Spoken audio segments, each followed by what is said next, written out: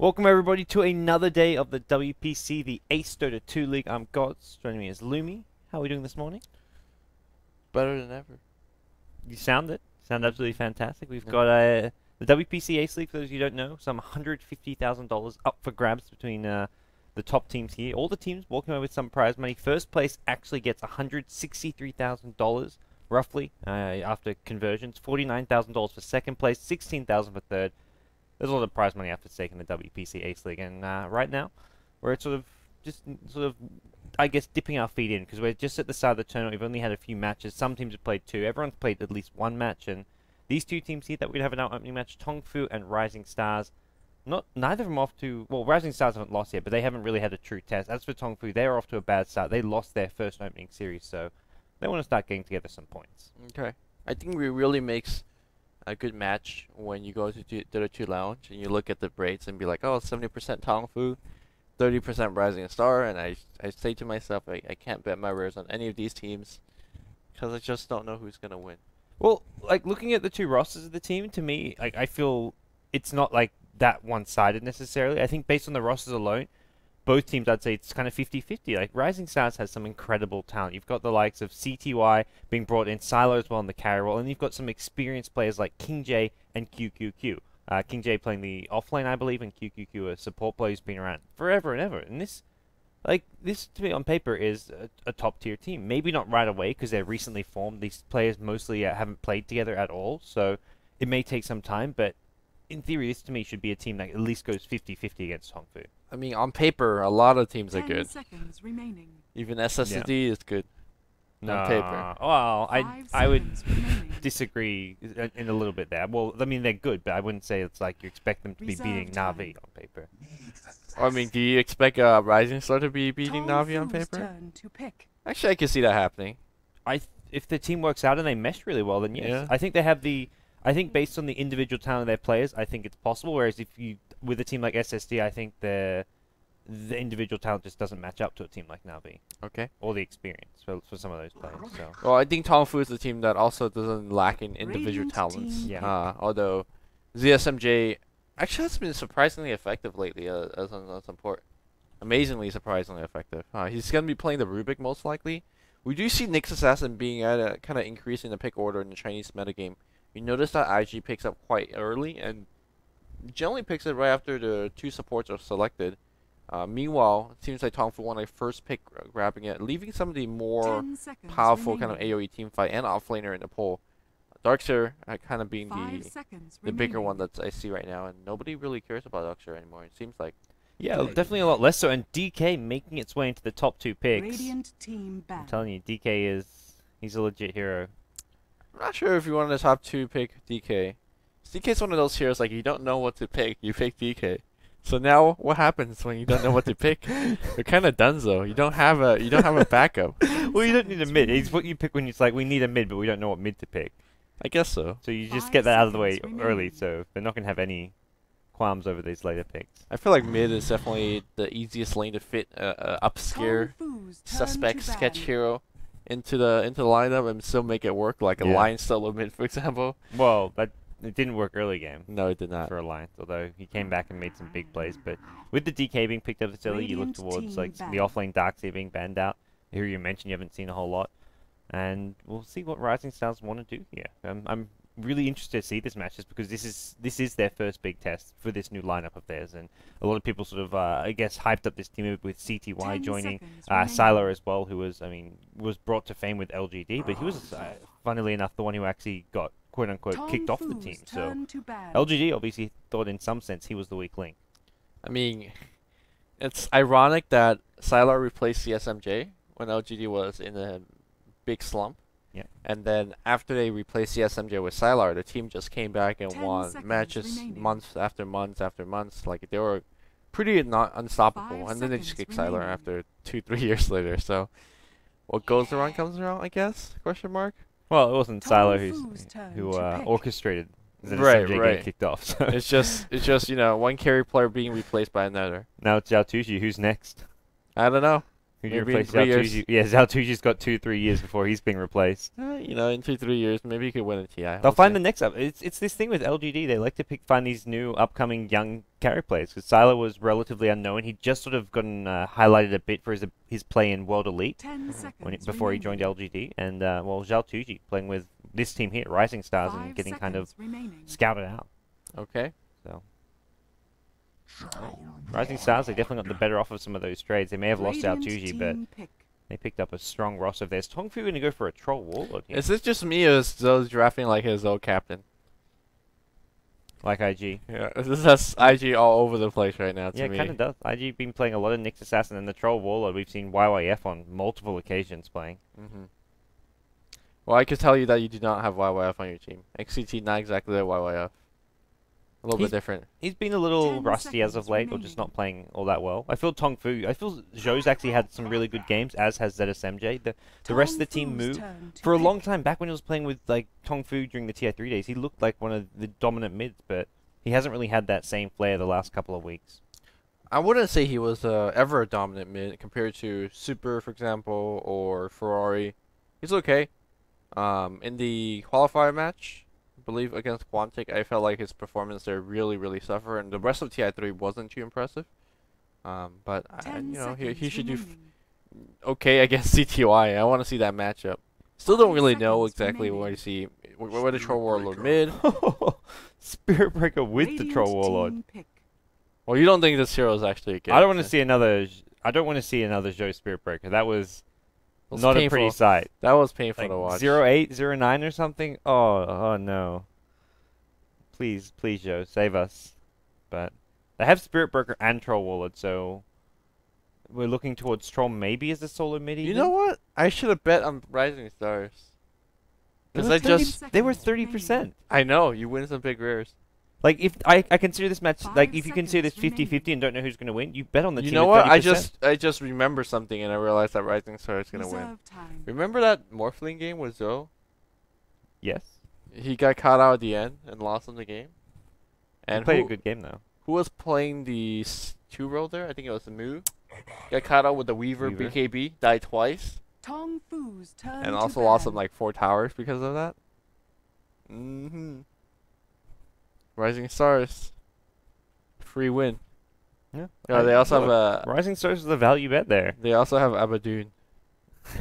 Abadoon is 10 seconds doing pretty well remaining. as of late. Are we looking at Spirit 5 Breaker? seconds remaining. Radiant team ban. 0-14 Spirit Breaker. Okay. Dang. That's gonna be hard to repeat. We'll have to try pretty hard to do a similar performance here.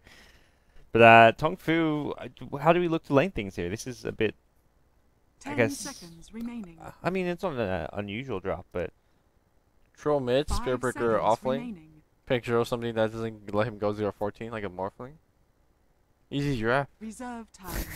easy draft. Right? That yeah. They banned the puck, so obviously not expecting the troll themselves. Tongfu's Maybe it's like turn a to pick. trialing troll. Joe and troll. God, just don't do something like a solo mid Spirit Breaker. I Holy just, shit. yeah, I don't like solo Spirit Breaker because you want him ganking and being able to roam. If you're solo, you don't want to leave your lane. Like safe lane solo, solo mid, no. Off lane solo is okay because you're getting zoned out of the lane, so you can sort of just use your charge on mid and other lanes. But I think the 4 position, like secondary support Spirit Breaker, is probably one of the better ways to 10 play this hero. seconds remaining. Well, as for Rising 5 Stars, they've got seconds themselves remaining. Visage, Abadoon, and Gyrocopter Trilane. Reserve time. Pretty standard stuff, and I feel like the Abaddon's going to help a lot against just the general Spirit Breaker roaming around. Gyrocopter, a pretty formidable and resilient carry. You can drop the cooldown on these melee heroes. Well, Troll not always melee, but effectively is melee. And DK as a mid hero, pretty hard to kill and gank as well. So Rising Stars just going for those like tanky carries, and then they're made even tankier by having supports who can heal them up. I think Tongfu's got the real tank. Although they aren't really exactly good at damage dealing. The big weakness They've of got this, tanks, yeah, but no damage. Yeah. The big weakness of this Tongfu lineup is that it falls off very quickly. Unless you're snowballing away, which can, be definitely a possibility with Spirit Breaker. Once you're past 20, 35 minutes, you're done. The hell is the Spirit Breaker going to do? Charge in and get stunned? Yeah. So I feel like this Tongfu lineup is very, very gimmicky, and if this last pick does not shore up the deficiency of lacking late game, or at least make sure they could win the game in 20-35 minutes. We're gonna see some quick games, Jay. There's still a Weaver in the pool if they want to go for like the Zhou Weaver carry. His Morphling, I mean, we mentioned he played it recently, and he played a really good Morphling. I mean, he did get caught out once, and it did kind of lead to his team's demise a bit. But I think all in all, like his play that game was really solid. Magnus though, so it looks like we will be having a solo mid mag against the Dragon Knight. I haven't seen this one before.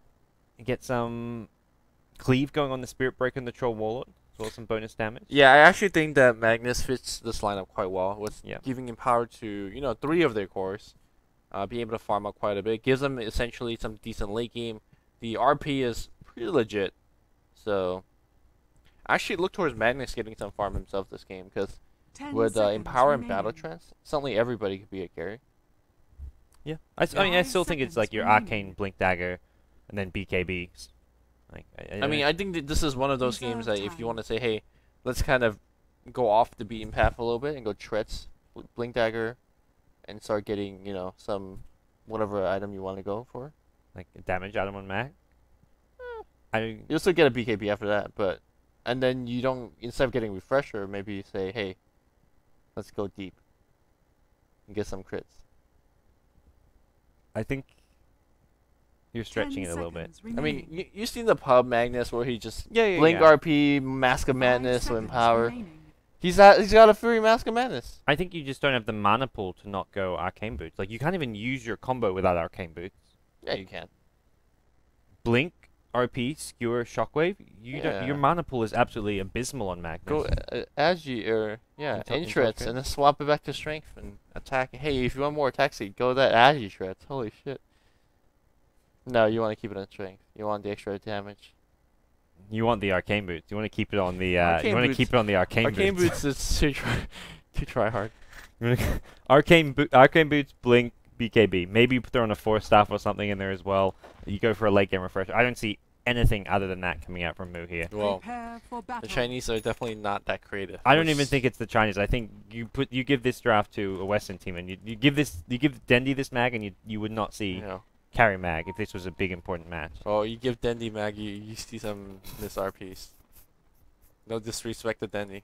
Only respect to Dendi. That sounded like disrespect to me, Lumi. Well, it sounds like disrespect. Just like when you gave Havosta 4. I mean, come on, Yeah. Lumi. First Havost, now Dendi. Where does the Navi flame end? It's Jesus, Navi Lumi. are scums that are Oh. invading China. But my point being is that sometimes truth have to be said.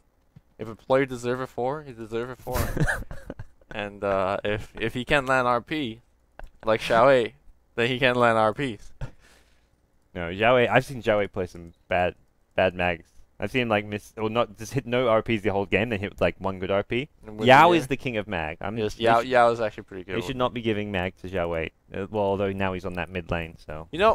We started this broadcast for like 10-15 minutes, and nothing feels right. After the flamethrower has been thrown out, it feels like a BTS broadcast. It feels like a Luminous pass.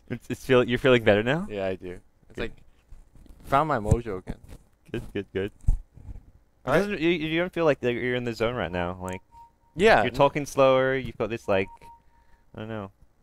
Well, You sound, I talked to my doctor last night. is it serious?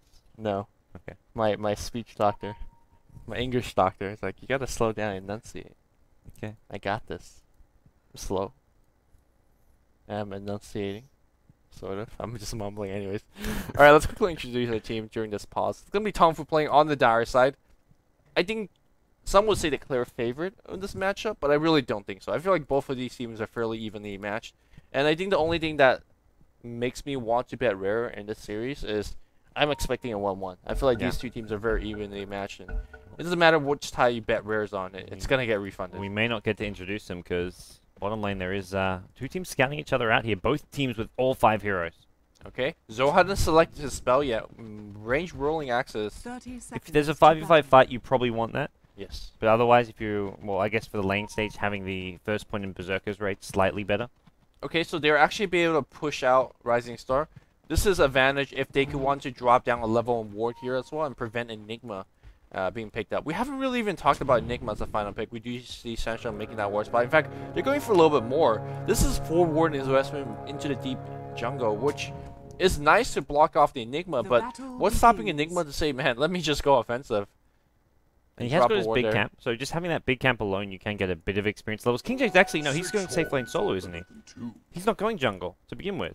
Yeah, it's going to be an offensive trialing coming out here from Rising Star, and we'll quickly introduce this. It's going to be QQQ playing Abaddon on the support on the top lane, XCD on the Visage, King J, like you said, it's going to be on the bot lane on the Enigma, Sylar playing the Gyrocopter, and last but not least, it's going to be CTY on the mid lane with Dragon Knight. But right off the get-go, 400 gold investment down the drain from Tongfu. And Tongfu could have easily looked and said, hey, look, King J's the offlane player.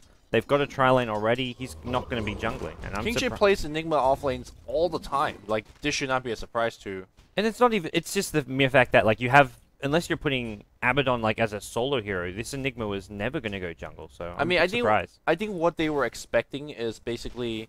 Enigma on the offlane, a defensive trialing, Enigma being forced back to the jungle, considering that there is a fairly insane trialing on the other side.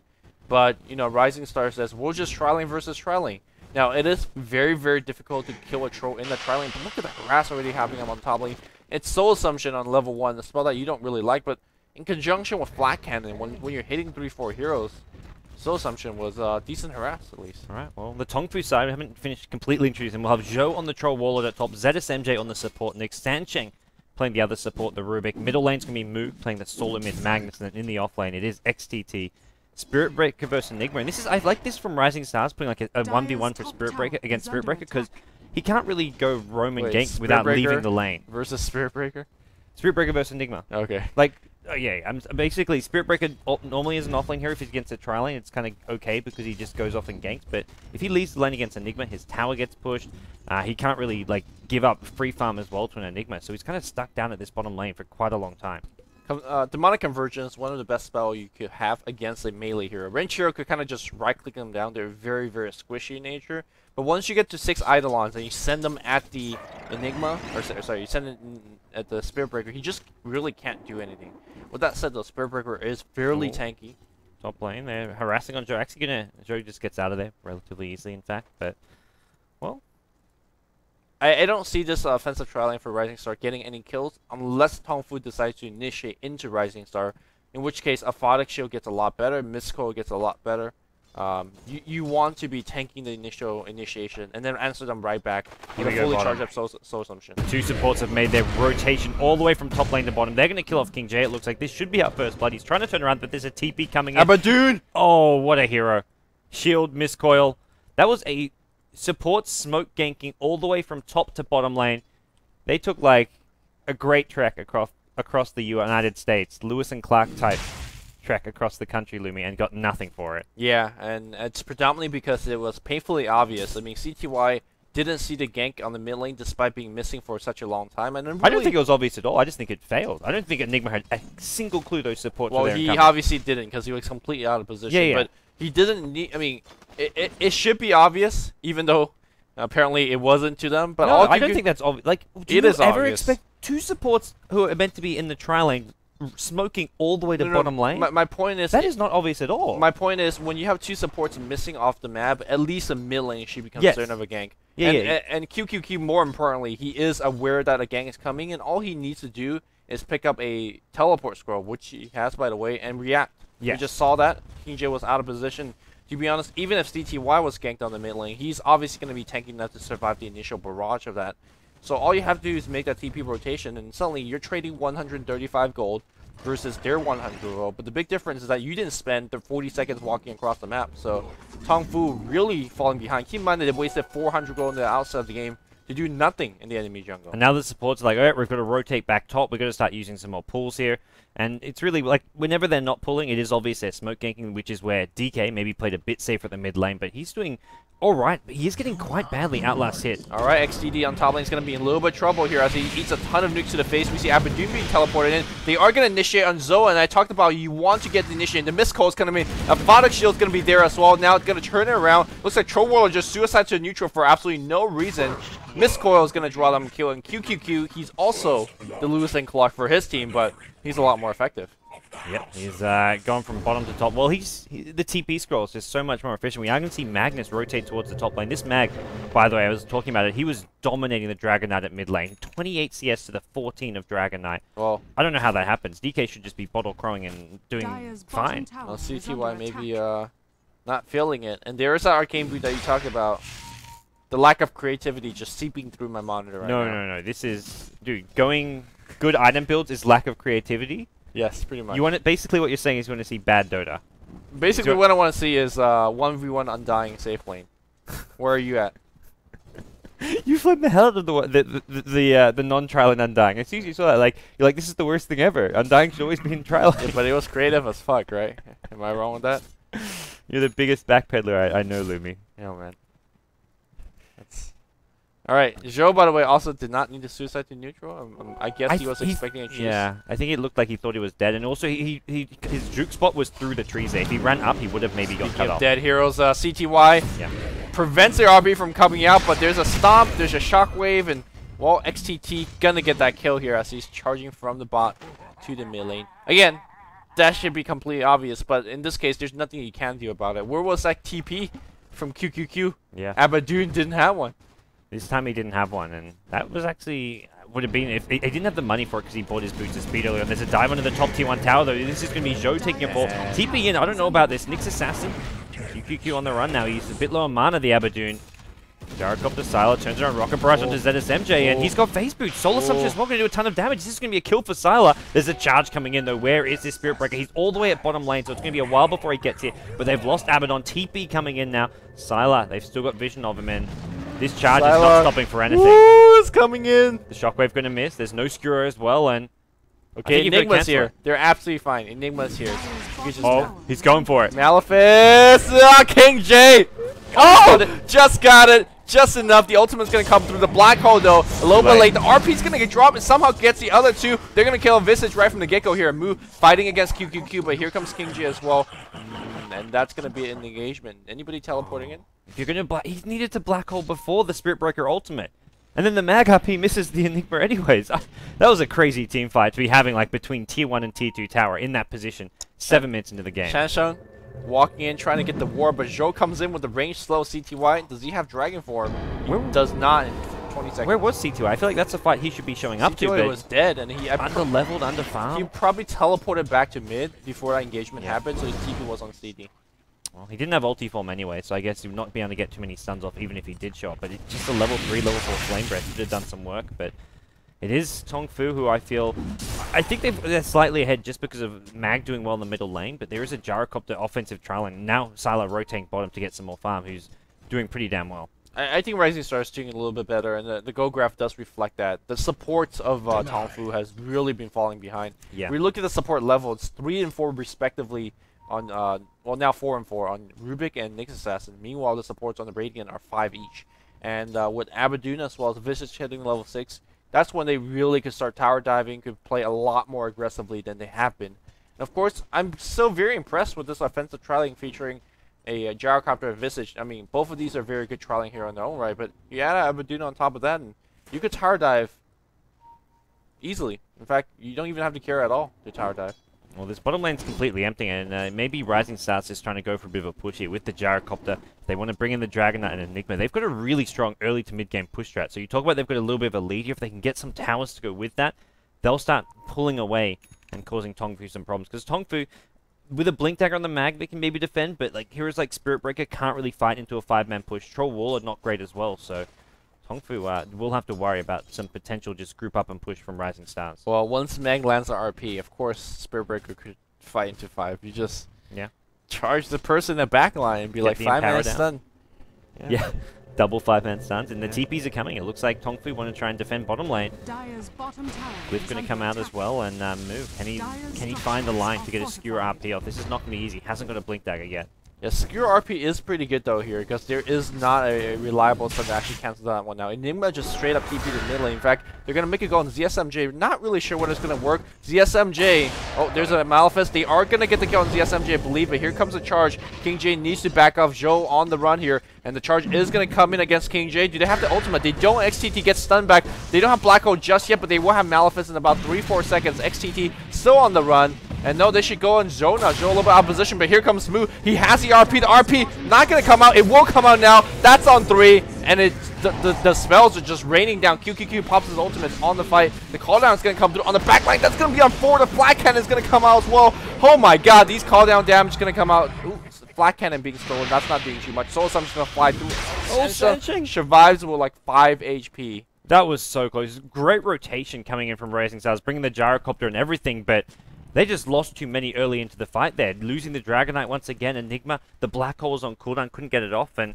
well, it looks like, end of the day, it's a pretty... I think they traded evenly there, but I think Tongfu get the more crucial kills there, killing off Dragonite as well as Enigma, 2 of the core heroes. I think I disagree. I think, you know, you lost your 1-row troll, you lost your off-lane Spearbreaker, and you have a Gyrocopter getting most of the kills. Sure, Mu is the big beneficiary of that team fight, and he's close to that Blink Dagger, but at the end of the day, I feel like Gyrocopter is probably the most item-dependent out of all of these heroes. CTY is already... He didn't actually get the kills, though. He showed up and helped, he got assists for them, sure. but he didn't get that's the fine, kill though. goal. He didn't die. I think that's a big deal here. Where CTY, he's already, you know, inefficient in terms of... Like, he's not going to get a Shadow Blade, for example, this game, because he's already way too far behind. He's going to go, for example, a Trez to BKB, and still not really be a big factor, because he's just not really doing well in any stage of the game. The one here at Tongfu are going to be happy they didn't lose his move, because he's now farmed enough gold to pick up a Blink Dagger, which will be probably flying out shortly, and he got off a fantastic RP there. That was some great patience. He didn't really have the perfect 2-3-man one right away, but he did a couple fakes and then finally got that great 3-man ulti he was looking for. Alright, Visage gonna pick up the tower. There's birds on the bot lane. Talked about the push with the birds, with flat cannons and things of that nature. They want to get as many towers down before Magnus have access to that Blink, which he's gonna pick it up right now in the base. I really do fear for Rising Star. The team fight for Tongfu is pretty scary, in the sense that if you land that RP, everybody's gonna be dead. We just saw it there. Alright, well, game on. You've got the Blink Dagger up. Zhou's actually just going straight for a Vlad's here, it looks like. Interesting item selection from him for a Troll Warlord. Yeah, I always thought that BKB is probably your big core item. He did just assemble his Trenkle Boot, so this could just be like just the Bassering for the pushing, and he may just go back towards the BKB or whatever it may be. Okay. We'll have to wait and see what he wants to go for. The Rising Stars have seen the Blink Dagger now on Mu, so they know it's coming, and they're not going to be caught by surprise. Yeah, kind of a slow game in the sense that, well, after the team fights are happening. They have big team fights in it. Like, there'll be like small periods where both teams are just like getting an item or two up, but then these big team fights happen. So, well, we might see one on the mid lane here as we see two teams approach right next to each other. GSMJ's got his Invis rune he took from CTY, and he's now looking to maybe backstab. There is not a Sentry Ward in range. A Sentry Ward is on the mid lane. That gets denied as well. I liked it. We saw this exact move from Mushi when he was on Nyx Assassin. He would go invis and wouldn't go down the middle lane because that's where all the sentries are. He had a Blink Dagger that game. Yes. But at this point, Nyx isn't looking for like an initiation. He's just looking to scout people out. So getting onto this little perch here gives you some good vision down into the middle lane. So it's just, I guess, the new way of like knowing that Nyx Assassin, you can't just vendetta down the middle lane to sentry wards. You have to sort of be a bit more careful with where you try and find your openings and engagements. Yeah, not against top tier Chinese teams. That's just not going to cut it. So we'll quickly look over what items we have so far here. Mech is going to be finished on King J right now, and that's going to give him an opportunity to go for the push if, provided that he does not get caught in that RP, which is, you know, a big if. And that's pretty much all of the really real items, aside from that Blink Dagger on Magnus. Neither team really want to use their item and press for advantage. It seems like Rising Star wants to set up something mid now. All 5 of them are here. And might as well, because if you don't push right now, you're losing time. Yeah, here we go. They are going to go for a push. Yeah, with the mech up with the DK ulti and just having... King J's way too close to his team right now. He needs to back the hell up. Because Rising Stars have fairly tanky front lines. You've got a Dragonite with Strength Treads as well as all the Magic Wand charges. You've also got Gyrocopter with his Ogre Club. These heroes can sit in the front lines. You've got the Abaddon behind them to help heal them up. It should be, I would say, relatively easy and safe for them to just take these towers, as long as they're positioning behind, have Enigma sitting behind, and then there's a mech as well as Abaddon shield and heal to keep people alive. Yeah, to me, King J's positioning has not been stellar this game. Getting caught out by this early smoking, although was not punished for it. Getting the Black Hole earlier, only grabbing 1 or 2. He needs to make sure that he does not get caught. He gets to his activated mech before you know his team dies. So here you go. Tongfu is going to respawn by a tier 1 tower push, but Easy flat cannon and call down should easily defend this. Yeah, Black Cannon gets used, farms the creep wave up. Sylar happy. I think Rising Stars in general, like as a team, are happy not to. They'll take these tier 1 towers, but they're not going to be like forcing tier 2s as a 5-man team. They're going to sort of split up, get some more experience in farm. Ogre Club picked up on CTY, and when they have double BKB with both Gyrocopter and Dragonite having BKB, sure there's a mag blink RP and quite a bit of physical damage, but more than anything, they're just Rising Stars are going to be too tanky, I feel. Oh, this team's going to run into a courier, I think. Do they go for it? Ooh, yeah, of course you go for the courier. Battle transfer it even. Radiant's There's a courier has kill. been killed. Smoke courier. Generally, when you're smoke ganking, you want a hero kill and then a tower kill afterward. But courier, not too bad. Because Alright. generally, that's delivering a big item to somebody as well. Yeah, it was heading down bottom. I'm wondering what exactly that was. I think it was maybe the urn for the Abaddon. Don't know. Don't know if it came from the secret shop. It probably did. Yeah. Mid lane, though, looks like CTY maybe initiating. Mature Warlord just one of the faster hero with the face speed on top, and they'll run away. Yeah, Rising Star is looking for these kind of frontal pushes, but not really willing to group up. And here comes yet another tower push. Tongfu did not get to the tower on the bot lane, but they should be able to get this one battle trans online.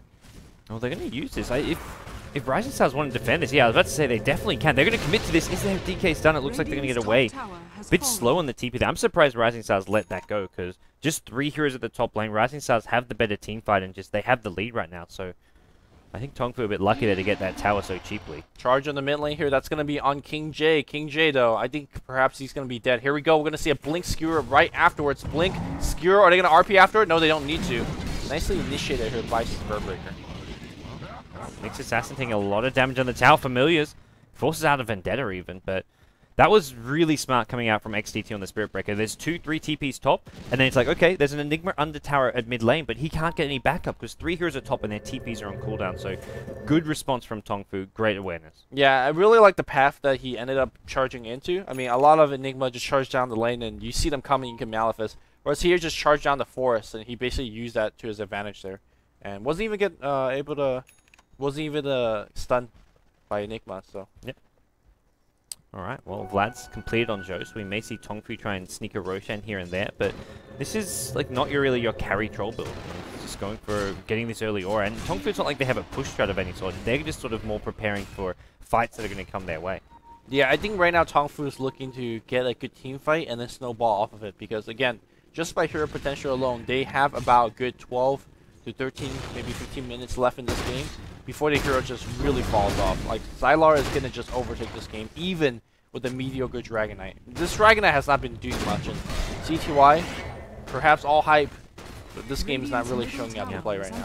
Yeah, Tongfu though, it still looks to me like they're in trouble. Like they've lost the early game, their mid game. That RP is going to crash everybody. There's no skewer just yet. There's a mech. The Black Hole's not going to be there, and XCD is going to be the first one to melt. Zhou down to about half HP. He gets Aphotic Shield. That's stolen. That's a 3-man tell from CSMJ. They're going to go on King J now. King J's going to get melted, and Tongfu, they do find that snowball of a team fight. They're not done just yet. Do they have charge down for 19 seconds? They have Blink Dagger. They don't have a skewer though. Sylar down to about a quarter. ZSMJ looking for the stun. He's going to find one here on CTY. The slow's going to come through. The cooldown's going to clip everybody, but there's just not enough damage output. That's one more kill. That's a triple on Moo. They want more. The skewer's going to miss. Up. They've got charge. 1 second. Can they find it? Sylar is going to get caught out. Zhou is chasing him with the whirling axes as well, and this is going to be a complete team wipe. This is going to show up, but this could just be a 6th kill for them if XDD isn't careful. He's going to force them back, but a complete team wipe at the bottom lane, all on the back of a Moo Blink RP. Man. That's something. Tongfu before that fight were in quite a bit of trouble, I'd say. They've got a, in my opinion, like they're weaker at almost all stages of the game, except this like small 5 to 10 minute window right now where they've gone for, they've got the Blink Dagger on Mag. They went for the cheap, cost-effective Vlads on the Troll Warlord. They're not done. They're still 5 strong. They could go for QQQ if they want to. No, they'll back off. Maybe thinking about Roshan. The charge goes up top mid lane. They're gonna just farm that and just head straight in Roshan pit. I'm surprised they kind of dilly-dally around in the enemy jungle. They had a good 10-15 seconds, and Battle Trends and Vlads, that should have been Roche. I mean, as good as that RP is, don't want to take anything away from Moo, that's just really bad positioning from Rising Star. You're pushing against the Magnus, you don't know where that Magnus is, and they're holding hands like this is Boy Scout camp or something. I don't know what's happening there. Good thing that King J didn't get caught there, but it's not like he did much. It's not like he black hole afterwards. He was able to pop his mech, but his team just melted under multiple AoE and focus fire. Do you mean ZSMJ's three-man power afterwards? And he came in later. It was as Enigma was trying to walk in for a black hole. He came in, like, got all his nukes onto the Enigma, and then suddenly Enigma's like, okay, I can't keep walking into a black hole because I'm going to die. He's suddenly at 1/3 HP from an impale mana burn. So yes, his timing into that fight was perfect as well. Well, I think right now Tongfu should be extremely happy with how that fight went. Oh yeah. You need to back off and wait for the cooldown. So, well, actually, speaking of that, Magnus cooldown already back up. That fight was an 8k gold swing. It was 4k gold league going the way of Rising Stars, and now we're looking at a 4k gold league for Tongfu. Yeah, again, I think they even could have capitalized it further if they just decisively went into the Roshan pit instead of, you know, trying to go push down tier 2 or whatever they were trying to do. And now they're kind of back and forth over here. Despite being a big advantage that they gained for themselves, I don't think they have won the game just yet. Rising Star had a big hiccup, but I still think this game is still within their grasp if they play it well. They still have the late game advantage. All they have to do is prevent Tongfu to have one more of those fights. Yeah, Tongfu, though, are going to grab themselves Aegis, so these next few fights of Tongfu's going to be even more deadly. The Aegis probably goes on to Zhou. Yeah, Zhou the Troll Waller picks up. He's going for a BKB, so we're going to see a lot of BKBs this game. Spirit Breaker's already got his. The Radiant team looking to pick up a couple of their, or 3 of their own on all of their core heroes, so BKBs all around. Mag actually going, basically both teams getting BKB on all 3 core heroes. Yeah, the big problem here for Rising Star is that Troll BKB basically says that Gyrocopter can't really deal with him in the mid-game team fights, and that's really the stage that Tongfu wants to win at. Power deny, well, it's going to come through here from Visage, very nicely done. The BKB prevents the lockdown, and more importantly, prevents the focus fire from Gyrocopter. That allows Troll Waller to just walk in and do whatever the hell that he wants to do. And that's an issue, because right now CTY can't be that frontline tank. He's just, you know, not really a real DK, in my opinion, right now. Yeah, when he has the BKB, he'll be a bit better off, I guess, with the backup from the Abaddon as well as the mech from Enigma. Maybe he can stay alive in these fights, but these next few team fights are going to be interesting, because like that fight there that happened bottom lane, no one had BKB, but this next fight, suddenly 4+ hero going to have BKB, it looks like.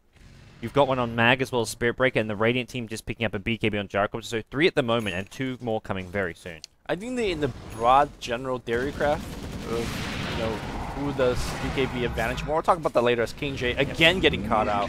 This has becoming a theme now almost. King J is just, for lack of a better term, awful in positioning, at least in this game. Alright, well, Tongfu going to just back off, happy with the 1 kill they found in. So, BKBs, who do they benefit more, do you feel? I think in wide theory crafting, general theory crafting, it should favor Tongfu more, because Empower should be able to give them more damage output that goes through BKB. Obviously, Empower gets popped off by BKB, but you still have Battle Trance. So, between Battle Trance and Empower, and you're attacking faster, moving faster, and you're... Keep in mind, they also have Empowering Haste. So, they have attack speed, they have movement speed, they have damage with the BKB on top. Like, that's kind of scary. The only thing they have to worry about is a BKB Enigma, which I don't think he has his yet, although he's fairly close. Yeah, he's getting there. Both teams have the like an AoE ultimate, the Mag having RP and Enigma Black Hole to go through the BKBs.